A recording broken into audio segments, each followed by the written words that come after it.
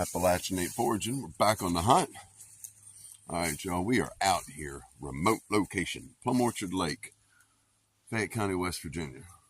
Here we have the rooted Collybia or rooted Agaric. It's one of the few mushrooms that actually have roots. Grows on or near deciduous logs, dead, dying, and decaying, as we can see here. It has a long, slender stalk that, unlike most mushrooms, is deeply rooted in the ground.